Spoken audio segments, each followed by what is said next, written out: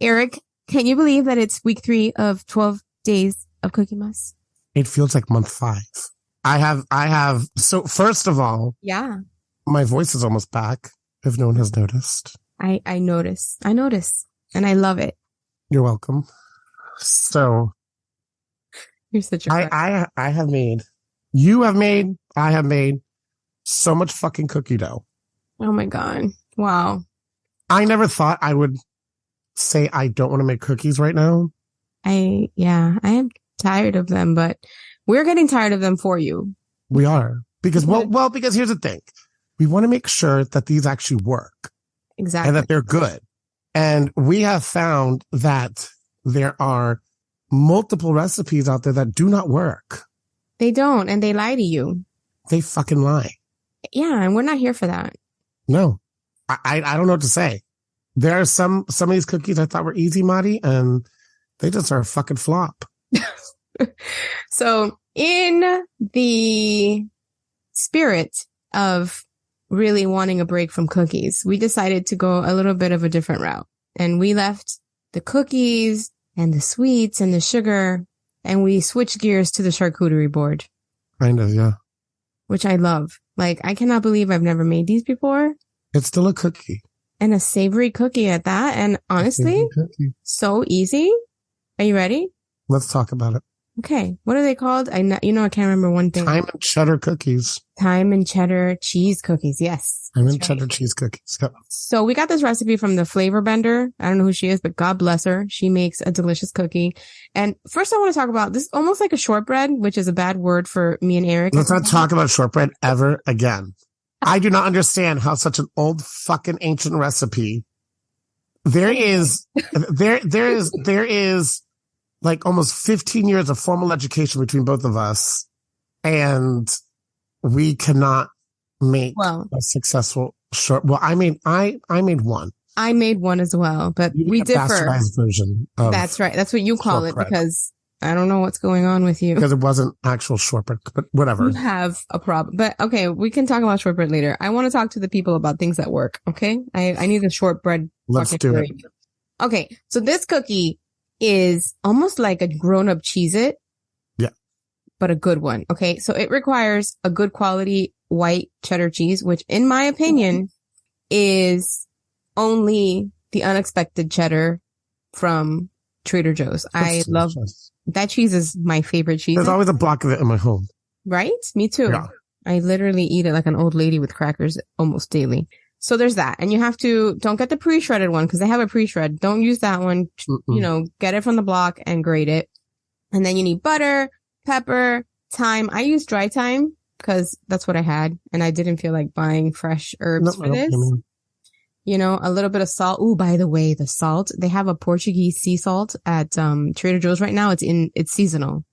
If you see it, get it. It is my favorite salt for cookies. Nice. Anyway, that and then AP flour, which is all purpose, right? And by the way, I have noticed I bought the cheapy flour from Aldi because I was in a pinch, and it's bleached flour. And I see a difference between unbleached and bleached flour. Got you. Have you ever thought about this? No, because I tend to stick with the same flour. Where do you get yours? I get like at the grocery store. I get at Harris Teeter, Safeway, things like that. Okay. So like flour is not expensive. Right. But like if I don't know, flour is like with me with sugar. I have to kind of recognize the brand to purchase it. But I have not. So tell me your difference. I find that the bleached flour is denser.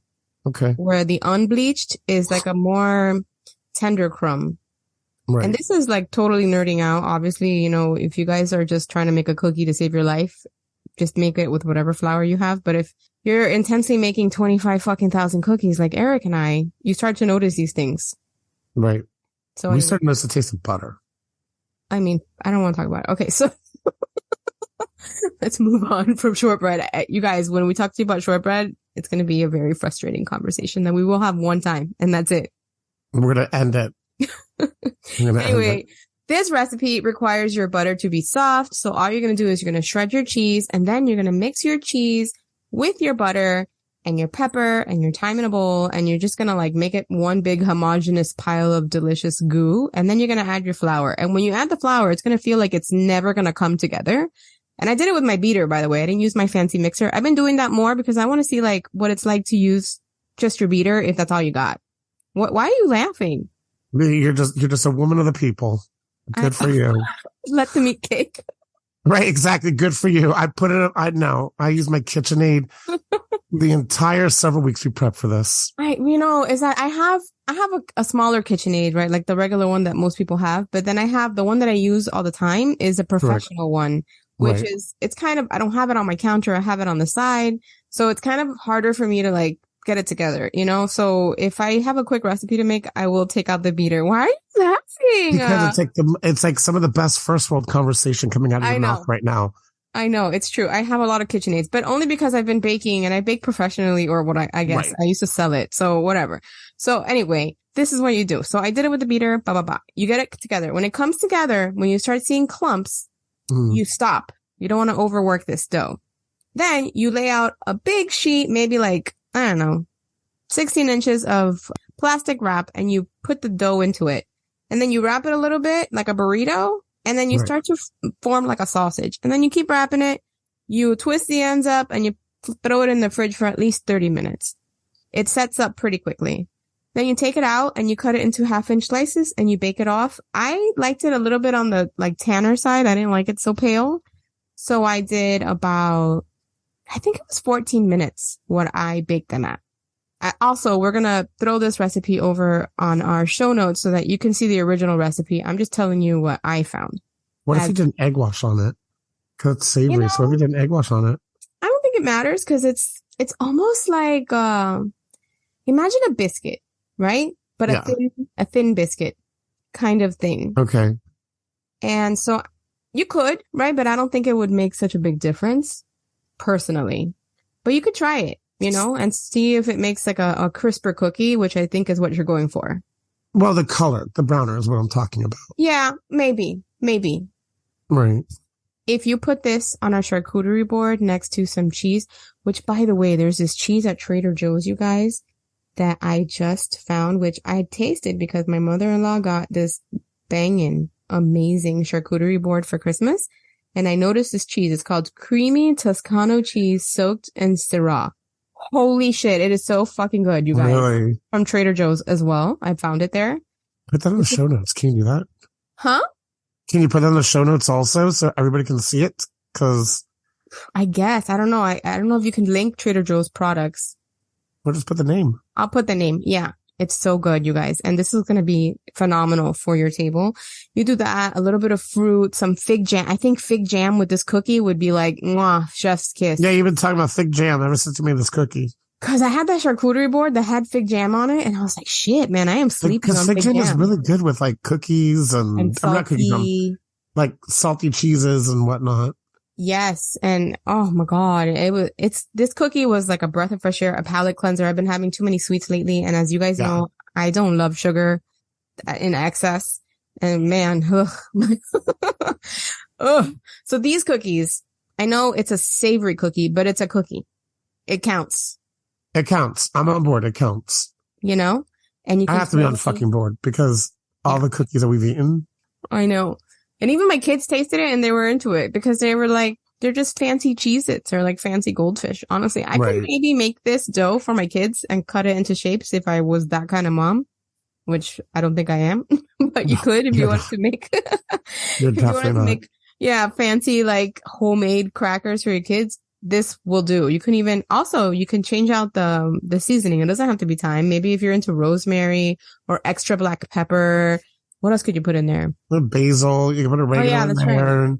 Exactly. Red pepper flakes if you want to make it a little spicy. Ooh, you know what you could do? You could do smoked paprika with smoked Gouda. Look at that, Mariela. Got your smoked paprika in there. I like that. You could even like maybe make a mixture and then pat it onto the outside of the cookie. So when you cut it, it'll be all around the rim like a fancy motherfucking bitch. You like that? You like that? I like that a lot. What I like about this cookie is that you can interchange the two. You can interchange the spice and the cheese to whatever you want. Exactly. And I think that's what's great about this cookie. And it is going to taste very different from either one. Depending on what you put on it. If you guys hear a lot of noise, it's because we're recording when the sun's out and my kids are awake and I have a regular life and they don't give 5 shits about me recording this podcast, just so you know. All they want is dinner on the table when we're done. Well, the sun is already down up north and I have no children. In the north. So it is nice and quiet here. So if you hear any rustling, I'm not killing anyone. It's just, kids make noise. That's what they do. Anyway, so yes, please try this cookie and see what you think because it comes together quickly with minimal ingredients and it's fucking delicious. I'm excited. Yeah. And if you're it sounds really good. I love it. It's versatile and it's a nice break from something sweet and it's something different. Like if you serve this or bring this to a party, it's something completely different. People are not expecting like, what? You made this cookie? They're like, yeah, I learned about it on FoodFAQ. Everybody listen to it.